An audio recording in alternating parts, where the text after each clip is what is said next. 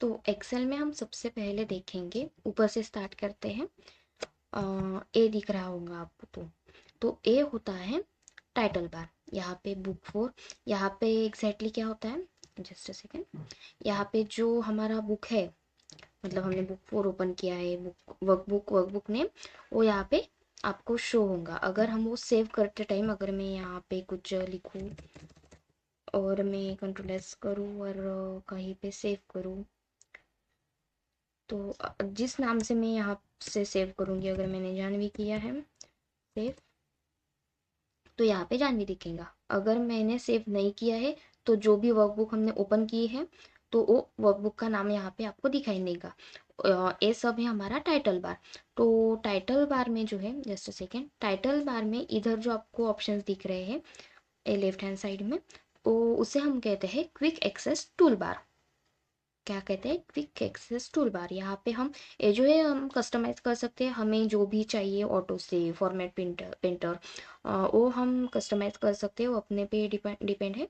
तो इसको हम क्विक एक्सेस टूल बार कहते हैं। अगर हमें कस्टमाइज करना है, क्या क्या देना है यहाँ पे, तो हम अगर शॉर्ट असेंडिंग वगैरह देना चाहते हैं, तो ये यहाँ पे आ जाएगा। तो हम इसको जो है वो कस्टमाइज कर सकते हैं, वो कहते हैं हम इसे क्विक एक्सेस टूल बार। और ये जो नीचे दिख रहे हैं हमें, file, home, WPS, PDF, insert, इसको कहते हैं हम टैब। ये टैब भी हम कस्टमाइज कर सकते हैं। फिलहाल तो बेसिक है, तो मैं आपको बता रही हूँ कि व्यू तक तो सभी के पास होते ही है। तो ये जो है बेसिक है, वो इसको हम कहते हैं टैब। टैब के अंदर होता है रिबन।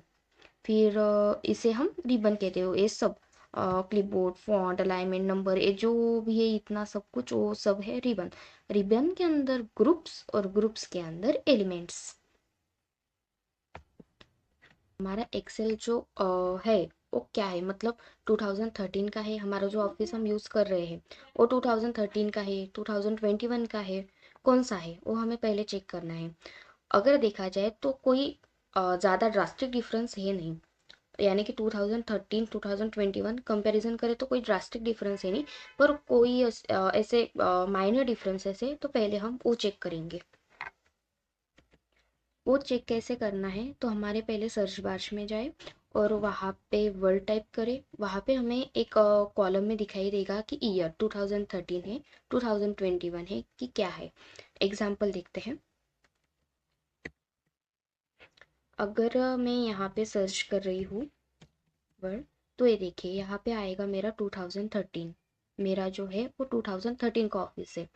बिगर डिफरेंस तो है नहीं, कोई ड्रास्टिक डिफरेंस तो है नहीं, पर फिर भी कोई माइनर माइनर से डिफरेंसेस है, वो हमें पता चलते हैं।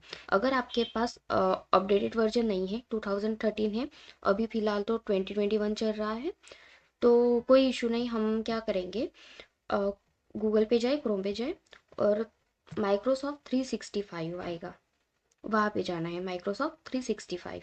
वहाँ पे हमें एक्सेल को सिलेक्ट करना है और हमारा एक्सेल को हम यूज़ कर सकते हैं। ये फ्री वर्जन है, हम यहाँ पे फ्री में यूज़ कर सकते हैं एक्सेल को, तो हमें यूज़ कर सकते हैं अभी फ़िलहाल प्रैक्टिस के लिए।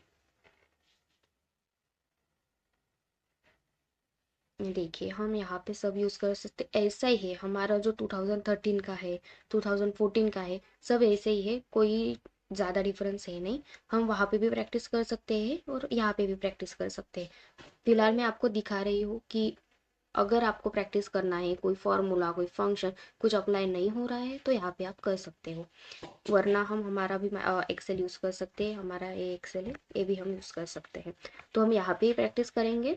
अगर कुछ चीज़ें हैं तो मैं बताऊँगी आपको कि ये अपडेटेड वर्जन में ही अवेलेबल है, तो हम वहाँ पे प्रैक्टिस करेंगे। पर मैं आपको वहाँ पे बताऊँगी, आपको क्लिक होगा, फिर आप प्रैक्टिस कर सकते हो घर पे। देखिए मैं यहाँ पर आपको सारी बातें एक्सप्लेन करूँगी, यानी कि ये सब क्या है, हम सेल, रोज, कॉलम्स, वर्कबुक, वर्कशीट सब डिस्कस करेंगे। पर अगर कुछ है, यानी कि आपको नहीं समझ आ रहा है, यानी कि कुछ नंबर्स है, मैं टोटल काउंटिंग कर रही हूँ, एक्सटेंशंस बता रही हूँ, तो मैं यहाँ पे लिखूँगी, तो आपको यहाँ पे क्लियर हो जाएगा कि मैं क्या बता रही हूँ एग्जैक्टली। आपको अगर नोट्स बनाने हैं तो आप यहाँ पे से बना सकते हो। पहले तो हम देखेंगे कि एक्सटेंशन क्या है एक्सेल का। एक्सटेंशन है एक्सेल का डॉट XLSX डॉट XLXS, ये है एक्सटेंशन।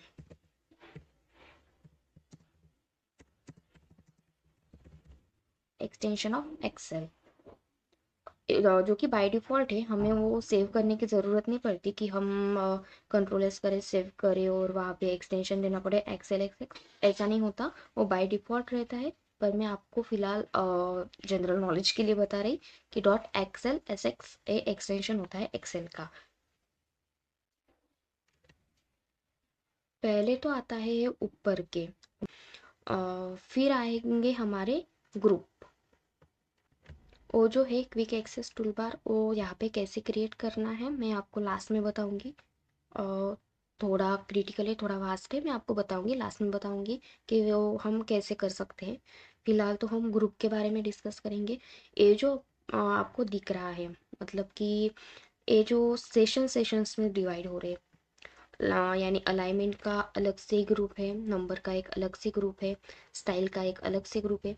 पहले तो हम इन सभी को कहते हैं रिबन, इन सभी को रिबन की कहते हैं। और इसमें आते हैं छोटे छोटे ग्रुप्स, ये अपने को दिख रहे हैं। फॉन्ट का अलग ग्रुप है, अलाइनमेंट का अलग ग्रुप है, नंबर्स का अलग ग्रुप है, स्टाइल्स का अलग ग्रुप है, सेल्स का अलग है। तो ये कहते हैं इसमें है एक ग्रुप, रिबन में रहते हैं ग्रुप, और ग्रुप में क्या है उसके स्पेसिफिक एलिमेंट है। यानी कि क्लिपबोर्ड में हम अगर देखें तो पेस्ट का एलिमेंट है, कट का एलिमेंट है, यहाँ पे फॉर्मेट पेंटर का एलिमेंट है। यानी कि रिबन में होते हैं ग्रुप और ग्रुप में होते हैं एलिमेंट्स। ग्रुप में उसके स्पेसिफिक एलिमेंट्स होते हैं, अलाइनमेंट के कोई स्पेसिफिक एलिमेंट है, फिर नंबर्स के कोई स्पेसिफिक एलिमेंट्स है, स्टाइल के कोई स्पेसिफिक एलिमेंट्स है, ये डिवाइड हो रहे हैं। फिर आएंगे name box and tool bar, sorry, फिर आएंगे name box and formula bar. ये जो अपने को दिख रहा है, यानी कि ये पूरा, यहाँ पे अगर अपन थोड़ा होल्ड करेंगे तो यहाँ पे अपने को दिखेगा कि ये फॉर्मूला बार है। यानी कि ऐसे अगर मैं यहाँ पे कुछ टाइप करूँ, लाइक इक्वल्स टू 10+15, अगर मैं एंटर करूँ तो हमें यहाँ पे सीधे सीधे कैलकुलेशंस मिल रहे हैं, एडिशन मिल रही है, और यहाँ पे जो हमने फॉर्मूला अप्लाई किया है वो फॉर्मूला दिख रहा है फॉर्मूला बार में। देखिए यहाँ पे शो होगा फॉर्मूला बार है ये, और यहाँ पे हमारा जो फॉर्मूला हम अप्लाई कर रहे हैं वो दिखेगा। कुछ भी कीजिए, अगर मैं यहाँ पे फिर से एंटर करूँ 60, अगर मुझे बेसिक कैलकुलेशन करनी है सिर्फ 10 - 5, एंटर 5, इसमें क्लिक करेंगे। अगर हम उस बॉक्स में उस सेल में क्लिक करेंगे तो यहाँ पे हमारा फॉर्मूला दिखेगा कि हमने कौन सा फॉर्मूला यूज़ किया है। समझ आ रहा है? और इसको हम कह रहे हैं, जस्ट अ सेकेंड, हम ये डिलीट करेंगे।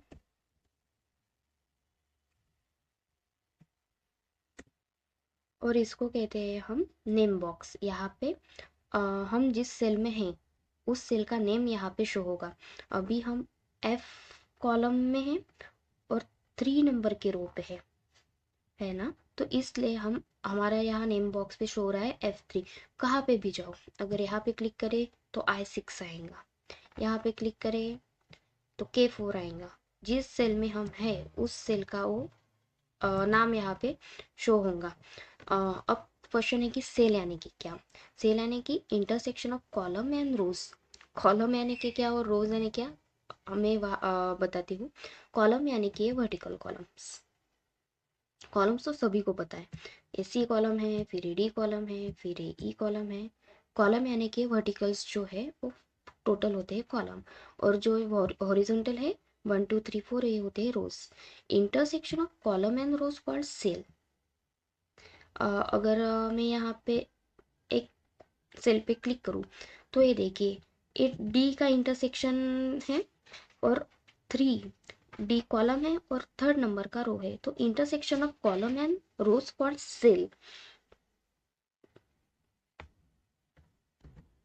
अगर मुझे टोटल कॉलम्स या तो रोज कितने पता करना है तो मैं क्या करूँगी। फिलहाल तो मैं A1 पे हूँ, A नंबर के कॉलम पे हूँ और फर्स्ट मेरा रो है। तो क्या करना है, कंट्रोल प्लस राइट एरो की, जो राइट एरो होता है कंट्रोल प्लस राइट एरो की प्रेस करनी है। जितने भी कॉलम्स है, मैं एंड में पूछ रही हूँ, एक्स एफ डी इतने कॉलम्स टोटल प्रेजेंट है एक्सेल में। कौन सी की प्रेस करनी है, कंट्रोल प्लस राइट एरो की। अगर मुझे पहले मेरे कॉलम पे आना है, ए नंबर के कॉलम पे आना है, तो कंट्रोल प्लस लेफ्ट एरो की। ओके, यहाँ पे कॉलम्स के जो है नंबर शो नहीं हो रहे कि टोटल नंबर कितने हैं। मैं आपको बता देती हूँ कि टोटल नंबर 16384 है। 16384 मैं आपको नोट पैड पे लिख के देती हूँ ताकि आपको पता चले। थर्ड नंबर का हमारा पॉइंट है टोटल नंबर ऑफ कॉलम्स, तो 16384 टोटल नंबर ऑफ कॉलम्स है 16384। और ये कैसे पता चलता है, कंट्रोल प्लस राइट एरो की, ये शॉर्टकट ध्यान रखिए।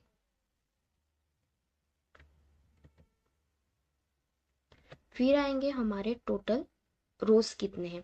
पहले तो हम एक्स एफ डी पे होंगे, तो हम कंट्रोल प्लस लेफ्ट एरो की प्रेस करेंगे।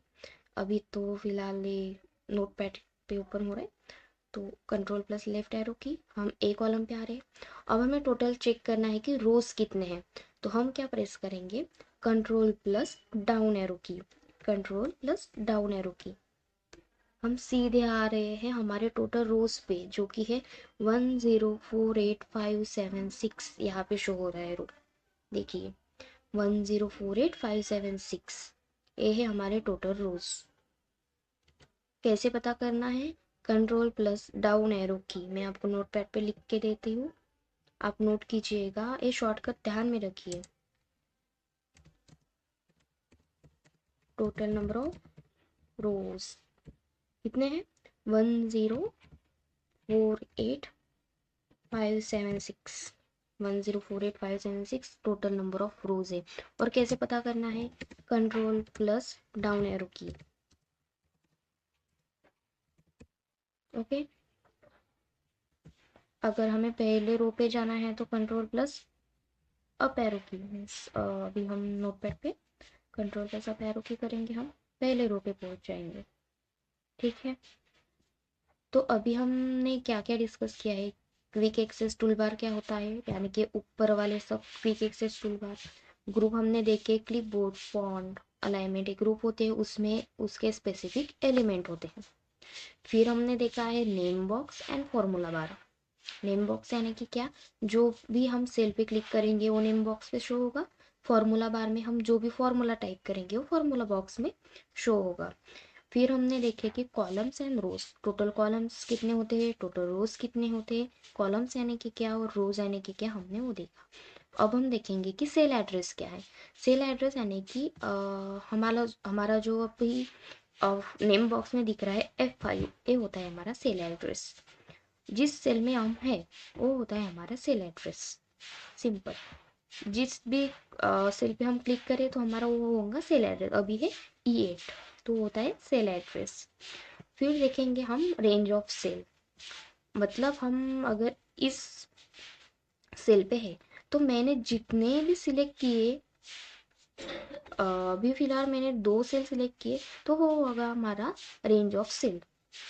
मतलब हमारा होता है सिलेक्शन प्रोसेस, हमने जितने भी सेल सिलेक्ट करेंगे तो होता हमारा रेंज ऑफ सेल, कि हम कितने सिलेक्ट कर रहे हैं। यानी कि C3 SC4 या होता है C3HG9, तो होता है हमारा cell of range of cell. ऐसे आपने देखा ही होंगे कि C3HG9 ये होता है हमारा रेंज। ठीक है, मैं यहाँ पे नोट डाउन करते ही देती हूँ आपको। ओके, जो भी हम सेल सिलेक्ट करेंगे, अभी अगर देखा जाए तो अगर यहाँ पे मैं लिखूँ मेरा नाम और यहाँ पे सरनेम, तो ये अगर मैं सिलेक्ट कर रही हूँ तो होगा हमारा रेंज ऑफ सेल। ठीक है, यानी कि हम हेडिंग से लेके एंड तक जो सिलेक्ट करेंगे अभी तो फिलहाल ये काफ़ी छोटा है, 2 ही सेल मैंने सिलेक्ट किए। अगर मुझे बहुत सारे सेल सिलेक्ट करने हो तो पहला स्टार्टिंग मतलब मैं जिससे स्टार्ट कर रही हूँ सिलेक्ट करना, वो होता है हमारा हेडिंग सेल। फिर हम एंड कहाँ पे कर रहे हैं उस सेल को सिलेक्ट करने के लिए, तो होता है हमारा एंडिंग सेल। तो हेडिंग से लेके एंडिंग सेल तक सिलेक्ट करने की प्रोसेस यानी रेंज ऑफ सेल।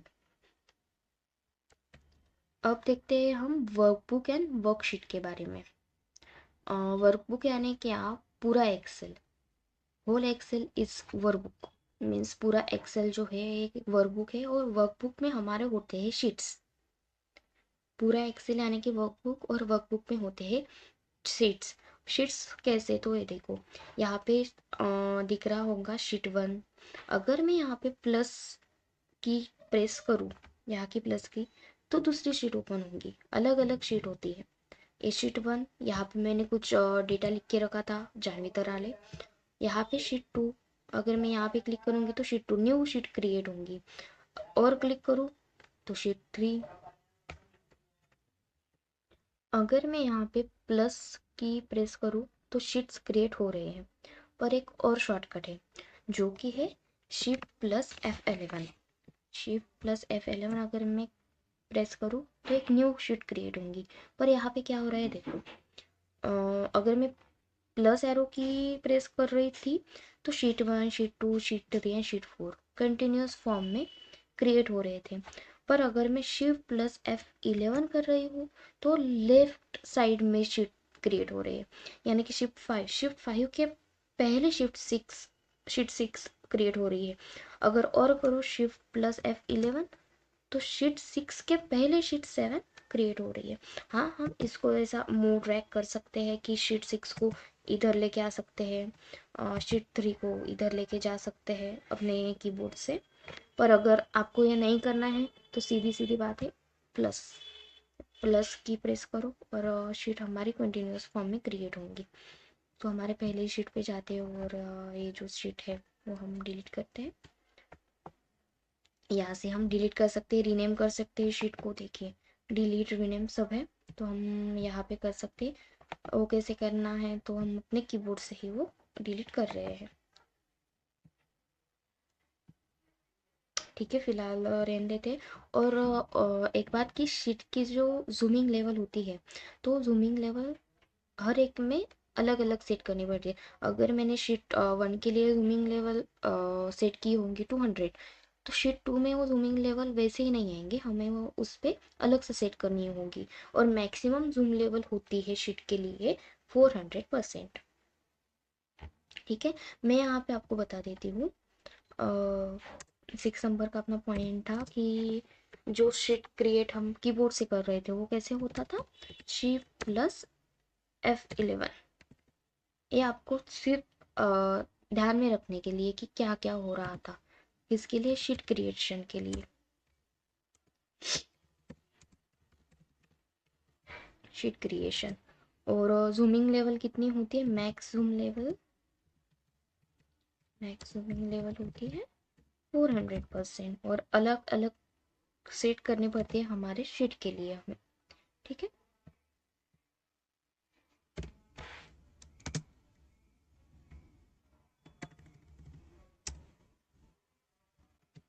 और हाँ, जो कि मैंने आपको बताया था कि रोज एंड कॉलम्स, अगर हम कंट्रोल+राइट एरो की प्रेस करें तो हम जो कॉलम के एंड तक पहुंच रहे हो, कंट्रोल+लेफ्ट एरो की पहले कॉलम पे, कंट्रोल+डाउन एरो की लास्ट के रो पे। पर हम ये जो लास्ट का रो है, लास्ट के रो तक हम एक्सेल में यूज नहीं कर सकते हैं, क्योंकि वहाँ पे जो है वहाँ पे सब प्रॉब्लम क्रिएट हो सकता है। तो यहाँ पे हम जो है वो एंड तक रोज यूज नहीं कर सकते एक्सेल के लिए, इसीलिए हम एसक्यूएल यूज कर रहे हैं। एसक्यूएल में हम काफ़ी हद तक डेटा स्टोर कर सकते हैं, वहाँ से फेच भी कर सकते हैं, इसलिए हम एक्सेल के एंड तक नहीं जा सकते। यहाँ पे एक क्रिएशन का सम प्रॉब्लम आएगा, इसलिए हम इतना यूज़ नहीं करते। अभी हम देखेंगे कि नंबर एंड टेक्स्ट में डिफरेंस क्या है। यानी कि देखिए, अभी हम कंट्रोल+ और एरो की प्रेस करेंगे, पहले रो पे आएंगे। अगर मैं यहाँ पे नंबर टाइप कर रही हूँ 10, 20, 30। देखिए मैं नंबर तो डायल कर रही हूँ, मतलब एंटर कर रही हूँ। एंटर कर रही थी तब वो यहाँ पे दिख रहा था कि नंबर जो है वो लेफ्ट साइड में है, पर एंटर करते ही मैं नंबर जाएगा राइट साइड पे। कौन सा भी नंबर आप एंटर करो, लेफ्ट में तो एंटर हो रहा है, हम लिख रहे हैं लेफ्ट में, पर एंटर करते ही हम वो नंबर जो जाएगा वो राइट में जाएगा। और वैसे ही अगर हम कोई टेक्स्ट लिख रहे हैं, यानी कि जान भी, वो लेफ्ट से ही स्टार्ट होगा और वो लेफ्ट पे ही रहेगा। ये डिफरेंस है नंबर एंड टेक्स्ट में। यानी टेक्स्ट आप कुछ भी टाइप करो, कुछ भी टाइप करो, वो लेफ्ट से स्टार्ट होगा, वो लेफ्ट में ही रहेगा। और हम अगर नंबर डायल कर रहे, नंबर टाइप कर रहे, तो नंबर टाइप करते समय लेफ्ट में रहेगा, पर एंटर करते ही वो राइट में चला जाएगा। तो this is the difference between number and text. और हाँ, जो मैं आपको एक छोटी छोटी चीज़ें बता रही हूँ वो आप प्रैक्टिस के लिए करते रहो। मतलब कि हैंड बाय हैंड मैं बता रही हूँ और आप वहाँ पे अपने लैपटॉप पे करते रहो, वहीं पे आपको समझ आएगा, वहीं पे आपकी प्रैक्टिस होंगी। तो मैं अगर ए नंबर टाइप कर रही हूँ, आप भी कोई नंबर टाइप करो, फिर आपको समझ आएगा कि नहीं एग्जैक्टली क्या हो रहा है। ठीक है। और मैंने आपको ये बता दिया था, अगर हम यहाँ पे कुछ भी फॉर्मूला टाइप कर रहे हैं, कुछ भी फॉर्मूला एंटर कर रहे हैं कि इक्वल्स टू 10 + 20 करेंगे, या तो फिर 10 - 2 करेंगे, सॉरी 10 - 2 करेंगे, एंटर करेंगे, तो वो फॉर्मूला बार में दिख जाएगा और एंटर करते ही हमारा यहाँ पे रिजल्ट शो होगा। ठीक है। अभी हम देखेंगे कि वर्कबुक के बारे में। अगर मुझे मेरी वर्कबुक है, यानी मैं यहाँ पे कुछ भी टाइप कर रही हूँ और ये मेरी वर्कबुक बन गई सपोज, तो अगर मुझे क्लोज करना है तो शॉर्टकट यूज़ कीजिएगा कि Ctrl+W, क्लोज हो जाएंगी। क्लोज करते समय आपको एक पॉपअप दिखेगा जो कि है सेव के लिए, कि आपको ये जो वर्कबुक है वो सेव करनी है या नहीं सेव करनी है। नहीं सेव करनी है डोंट सेव, सेव करनी है तो अपने कहाँ पे अपने को सेव करना है, डी में, सी में, तो वो आपको दिखेगा, आप सेव कर सकते हैं। यानी कि क्लोज करने के लिए Ctrl+W। अगर मुझे न्यू वर्कबुक ओपन करनी है, क्रिएट करनी है, तो Ctrl+N। Ctrl+N करते ही न्यू वर्कबुक क्रिएट होंगी। जो मैंने वहाँ पे डेटा रखा था मेरे पहले वर्कबुक में, अगर मैं Ctrl+Z करूँगी तो वो वापस आएगा। Ctrl+Z करते ही मेरी वर्कबुक वापस आ गई। ये जो डेटा है वो मैंने Ctrl+N करते हुए समय नहीं दिखेगा, क्योंकि ये मेरी न्यू वर्कबुक क्रिएट हो रही है। अगर मुझे कोई सी भी एक वर्कबुक ओपन करनी है जो कि मेरी सेफ है, वो ओपन करनी है, तो कंट्रोल ओ करते ही आपको क्या ओपन करना है, कौन सी वर्कबुक ओपन करनी है, वो आपको दिख जाएगा। तो ए शॉर्टकट्स आप ध्यान रखिए, मैं यहाँ पे आपको बता देती हूँ लिख के कि आपको क्या क्या दबाना है, किसके लिए। Ctrl+W फॉर क्लोजिंग,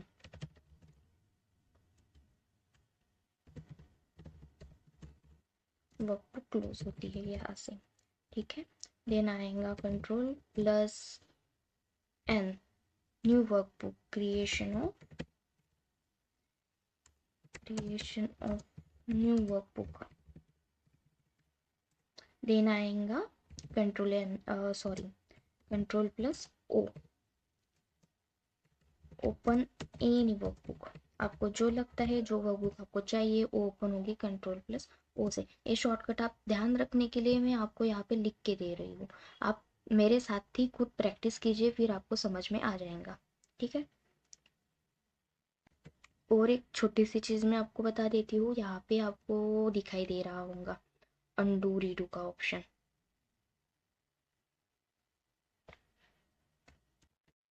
अपने क्विक एक्सेस टूल बार में आपको अनडू एंड रीडू का ऑप्शन, अगर हम यहाँ पे होल्ड करेंगे तो यहाँ पे आएगा अनडू, यहाँ पे होल्ड करेंगे तो यहाँ पे आएगा रीडू। ठीक है। तो अंडू रीडू का ऑप्शन आपको दिखाई देगा। अंडू रीडू में आपको समझा देती हूँ क्या है। अगर हम Ctrl+Z करें तो अंडू होगा, यानी कि मैंने अगर कुछ टाइप किया, बाय मिस्टेकली मेरा वो कट हो गया या तो फिर डिलीट हो गया, तो Ctrl+Z करते हुए ही वो फिर से रिटर्न आएगा। अगर आपको दिखाया जाए तो अगर मेरा ये है, ठीक है, पर मैंने अगर मेरी न्यू वर्कबुक क्रिएट की, यानी कि कंट्रोल प्लस एन करके न्यू वर्कबुक क्रिएट की मैंने।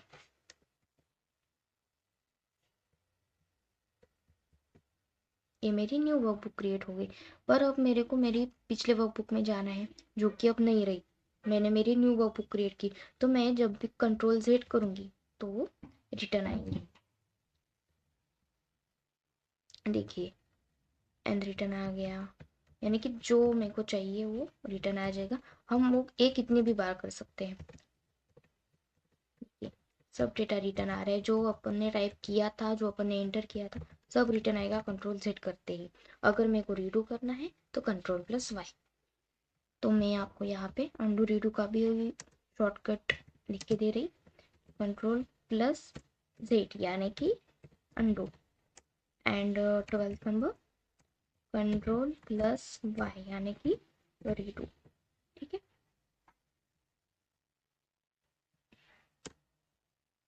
ये आप ध्यान में रखिए, नोट कीजिए। मैं आपको बार बार बता रही कि ये जो शॉर्टकट है वो अभी आपको नहीं लग रहे होंगे इतने काम के, पर वो नेक्स्ट आपको लगेंगे कि नहीं। फिर आपको नहीं समझ आ रहा होगा कि मैं कौन सी कीबोर्ड क्या प्रेस कर रही हूँ, ये कैसे हो रहा है, तो आप ये ध्यान में रखिए। नेक्स्ट अभी हम रेडिया एंटर का डिफरेंस देखेंगे। रेडी यानी कि क्या और एंटर यानी कि क्या, अब हम वो देखेंगे। अगर मैं अभी इस सेल को क्लिक कर रही हूँ तो अभी इस सेल में एंटर करने के लिए मैं रेडी हूँ। अभी मैंने एंटर किया नहीं है, अभी मैं एंटर करने के लिए रेडी हूँ। अगर मैंने यहाँ पे क्लिक करके मेरा नाम टाइप करना चालू कर दिया, मेरा नाम ए एंटर हो गया। अभी ये हो गया एंटर, मतलब यहाँ पे क्लिक किया मैंने, अभी इसमें कुछ टाइप नहीं किया, रेडी से सेल। पर अगर मैंने यहाँ पे क्लिक करके टाइप कर लिया तो ये मेरा नाम एंटर हो गया। ये हो गया एंटर, एंटर बटन दबाते ही एंटर। रेडी और एंटर का ही डिफरेंस है। यहाँ पे अब मैं क्लियर कर रही हूँ। अभी हम देखेंगे डिफरेंस फंक्शन एंड फॉर्मूले का। फंक्शंस और फॉर्मूले में क्या डिफरेंस है वो देखेंगे। अभी अगर मैं बात करूँ फंक्शन की, तो फंक्शन यानी क्या, यानी कि क्या, predefined formula in Excel. Function predefined रहता है एक्सेल में। अगर मैं यहाँ पे इक्वल्स टू सम करूँ तो ये देखिए, सम, सम प्रोडक्ट, सम, सम के यहाँ पे फॉर्मूला आ रहे हैं। जो भी सम के रिलेटेड फॉर्मूलाज है वो सभी यहाँ पे हमें शो हो रहे हैं।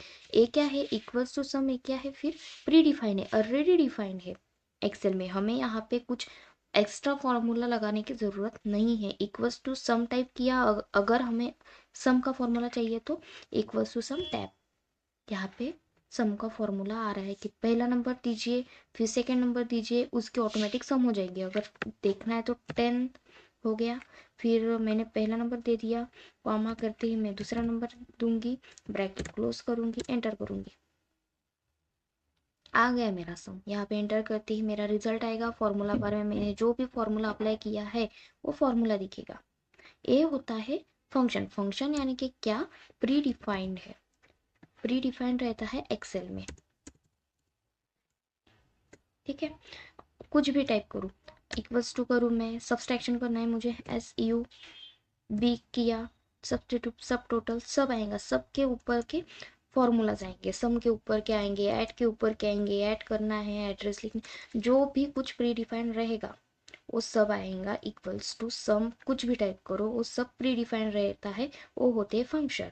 और अगर हमें कुछ खुद से यूजर डिफाइंड लिखना है, एंटर करना है, तो वो होते हैं फॉर्मूलाज। यानी कि अगर मुझे लिखने हैं इक्वल्स टू 10+20, एंटर करना है, रिजल्ट तो आएगा। पर ये क्या प्री डिफाइंड था क्या, जैसे मैंने सम इक्वल्स टू सम किया तो यहाँ पे सम का फॉर्मूला ऑटोमेटिक आ जाएगा, एंटर नहीं करना होता है, टैप करना होता है। तो यहाँ पे सम का फॉर्मूला ऑटोमेटिक आ रहा है, तो ये होता है फंक्शन। जैसे ही मैं 10+20 कर रही तो आ रहेगा कोई फॉर्मूला, कोई नीचे दिख रहा है क्या, नहीं ना, टैप करते हुए, तो होता है फॉर्मूला। फॉर्मूला यानी प्री डिफाइंड नहीं रहता, और फंक्शन यानी कि प्री डिफाइंड रहता है एक्सेल में। अभी हमने आज बहुत सी चीज़ें जो कि बेसिक बेसिक थी, छोटी छोटी थी, वो मैंने सब आपको बताई है। फिर से एक बार हम रिवाइज करते हैं। देखिए, पहले हमने देखा था क्विक एक्सेस टूल बार, जो भी है एक्सेल, रीडू, अनडू। अगर हमें यहाँ पे फॉर्मेट पेंटर यूज़ करना है, ऑटो सेव को यहाँ पे शो करना है, तो हम यहाँ पे कर सकते हैं। ये देखिए, यहाँ से सब होगा। यहाँ पे हमने अगर न्यू किया तो सब आता है यहाँ पे, सब हमें दिखाई देता है। यहाँ पे होता है क्विक एक्सेस टूल बार। फिर हमने देखा ग्रुप क्या होता है। ये अलग अलग ग्रुप है, क्लिपबोर्ड, फॉन्ट, अलाइनमेंट, नंबर, अलग अलग ग्रुप है। ग्रुप क्या होते हैं, उनके एलिमेंट्स क्या होते हैं, हमने वो देखा। देन नेम बॉक्स हमने देखा, फॉर्मूला बॉक्स हमने देखा। ये होता है नेम बॉक्स, ये होता है फॉर्मूला बॉक्स। नेम बॉक्स में क्या होता है, तो सेल का एड्रेस रहता है। जिस भी सेल में हम क्लिक करें वो सेल का एड्रेस यहाँ पे नेम बॉक्स पे दिखते हैं। फॉर्मूला बार में हम जो भी फॉर्मूला अप्लाई करेंगे वो फॉर्मूला बॉक्स में, फॉर्मूला बार में फॉर्मूला दिखेगा। फिर हमने देखा था columns, rows, total number of columns कितने हैं, टोटल नंबर ऑफ रोज कितने हैं। देन सेल एड्रेस देखा था, जिस भी सेल पे हम क्लिक करेंगे वो होता है उसका cell address. Range of cell हमने देखा था। वर्कबुक क्या होता है, वर्कशीट क्या होता है। वर्कबुक यानी कि पूरा एक्सेल यानी वर्कबुक, और वर्कबुक के अंदर रहते हैं वर्कशीट्स, यानी कि शीट 1, शीट 2। यहाँ पे हमने कीबोर्ड का जो शॉर्टकट था वो भी हमने यूज़ किया था, जो कि था Shift+F11। हम वर्कशीट क्रिएट कर सकते हैं, उसकी अलग अलग जूमिंग लेवल हमें हर एक वर्कशीट के लिए सेट करनी होती है। मैक्सिमम जूमिंग लेवल होती है 400%। फिर हमने देखा था नंबर और टेक्स्ट का डिफरेंस, कि नंबर जो है राइट साइड में आते हैं, टेक्स्ट जो है लेफ्ट साइड में आते हैं। फिर हमने देखा था फॉर्मूला बार, अगर हम यहाँ पे कोई भी फॉर्मूला लिख रहे हैं तो यहाँ पे फॉर्मूला बार में वो फॉर्मूला दिख जाएगा।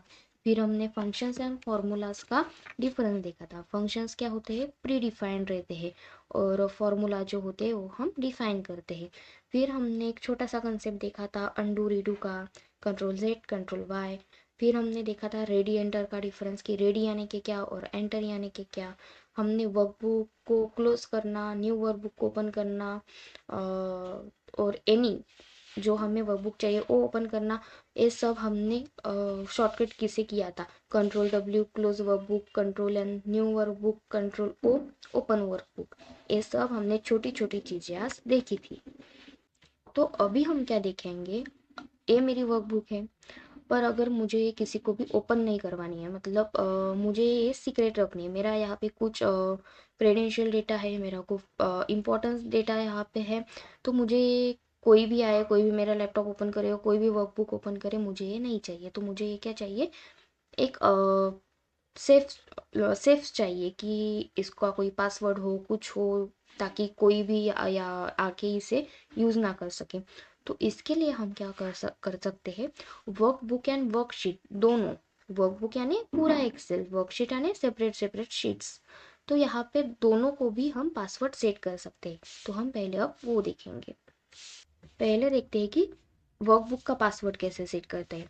अगर यहाँ पे हम कुछ टाइप करते हैं, फॉर फॉर्मेलिटी लिखते हैं नेम, फिर नेम देते हैं जानवी, देन यहाँ पे एज देते हैं, देन यहाँ पे लिखते हैं 22, देन यहाँ पे, ठीक है इतना ही लिखते हैं।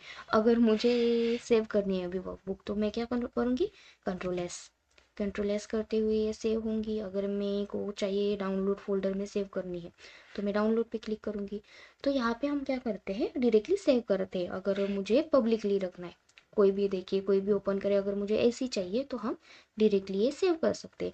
पर अब मुझे क्या चाहिए, ऐप प्रोटेक्टेड होनी चाहिए, यहाँ पे कुछ पासवर्ड सेट करना है, किसी को भी ये ओपन नहीं करवानी है। तो मैं यहाँ पे क्या करूँगी, at the time of saving, इस पे, इसमें आएगा आपको छोटा सा टूल का बटन। तो एक टूल के बटन पे प्रेस कीजिए, फिर आएगा यहाँ पे जनरल ऑप्शन, जनरल ऑप्शन में जाइए। यहाँ पे होता है पासवर्ड टू ओपन, यहाँ पे मुझे कोई भी एक पासवर्ड रखना है। पासवर्ड टू मॉडिफाई भी होता है, कि अगर कुछ मॉडिफाई मुझे करना है मेरे वर्कबुक में, तो क्या पासवर्ड होगा, ओपन के लिए क्या पासवर्ड होता है, वो अलग अलग होते हैं। पर मुझे अभी ओपन के लिए रखना है, आप मॉडिफाई के लिए भी रख सकते हो। तो मैं ओपन के लिए आपको बता रही कि पासवर्ड टू ओपन अगर मैं दे रही कि भाई मेरे को ये जानवी चाहिए, जानवी@28, तो मैं ओके करूँगी, री एंटर करूँगी मैं पासवर्ड की। पासवर्ड जो मैंने वहाँ पे एंटर किया था वो री एंटर होगा, फिर यहाँ पे मैं और लिखूँगी जो भी मैंने वहाँ पे पासवर्ड डाला था वो यहाँ पे री एंटर करना है। तो मैं डालूंगी JANAV@28 और ओके करूँगी। Confirmation password is not identical, जो मैंने वहाँ पे डाला था वो री एंटर के समय मैंने वही ठीक से नहीं डाला, तो फिर भी अपन ट्राई करेंगे। और यहाँ पे JNAVI@28 ओके, री एंटर करेंगे यहाँ पे JANAVI@28 ओके। तो अब तो हो ही जाएगा, अभी हो गया। अगर मुझे ये सेव करनी है, मैंने सेव किया डाउनलोड में, अब मुझे ओपन करना है तो मैं क्या करूँगी, कंट्रोल ओ। और बुक वन, बुक टू कौन सी थी वो, बुक वन, नहीं, कंट्रोल ओ।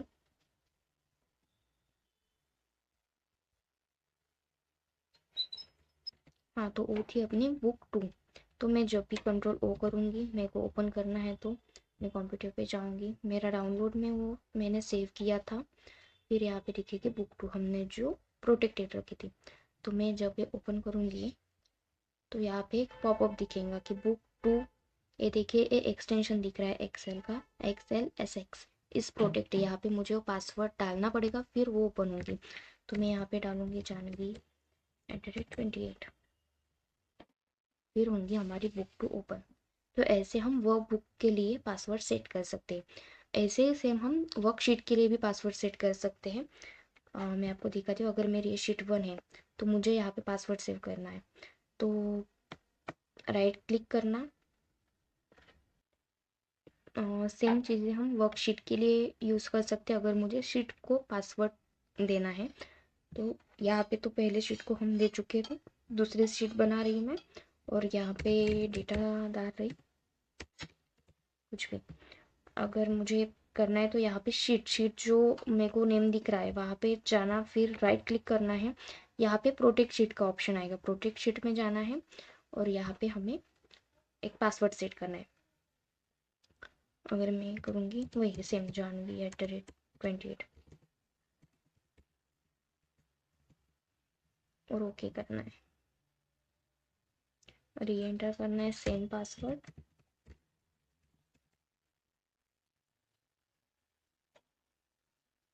ओके, ये हो गया हमारा शीट 2 के लिए पासवर्ड।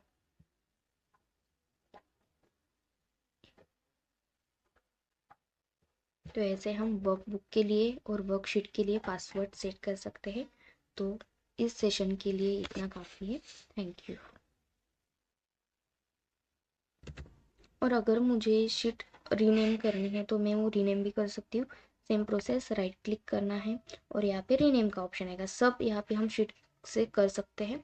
और राइट क्लिक करके अगर मैं यहाँ पे करूँ रीनेम, तो यहाँ पे रीनेम होगी। अगर मेरे को देना है इस शीट का नाम जानवी, तो मैं जानवी दूँगी। अगर मुझे डिलीट करनी है तो यहाँ से डिलीट भी होंगी। तो सब कुछ हम यहाँ से कर सकते हैं। यहाँ पे भी मैं दे सकती हूँ। सो हम जो करना चाहते हैं शीट्स के ऊपर, और राइट क्लिक करके insert, delete, rename, protect, unprotect, ये देखिए यहाँ पे दिखाई दे रहा होगा। यहाँ पे शीट 2 था, हमने वो प्रोटेक्ट किया था, तो अनप्रोटेक्ट का दिख रहा है कि अगर मुझे ए यूज़ करनी है, कुछ करना है, तो मुझे अनप्रोटेक्ट करना पड़ेगा। इस ऐसे ही हम वर्कबुक और वर्कशीट को प्रोटेक्ट कर सकते हैं पासवर्ड के साथ।